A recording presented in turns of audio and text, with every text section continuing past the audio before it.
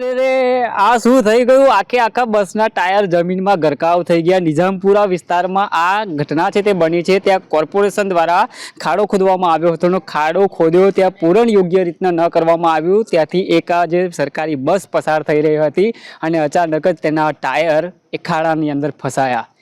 ખાડામાં ટાયર ફસાયા, બસ ફસાઈને જેને લઈને ટ્રાફિક જામના દ્રશ્ય સર્જાયા।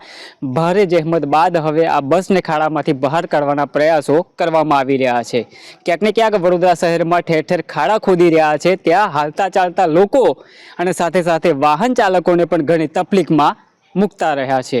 વડોદરા મહાનગરપાલિકા જાગે ને ક્યાંક ને ક્યાંક ત્યાં જે ખોદકામ ચાલી રહ્યું છે તે વહેલી તકે કામગીરી પૂર્ણ કરવામાં આવે, યોગ્ય રીતના આ કામગીરીને પૂર્ણ કરવામાં આવે, જોરદાર રીતના આ જે ખાડા ખોદ્યા હોય તેનું સમારકામ કરવામાં આવે, જેથી કરીને બહારદારી વાહનો અહીંયાથી જે પસાર થઈ રહ્યા હોય એ ખાડામાં ક્યાંક ન ફસાય।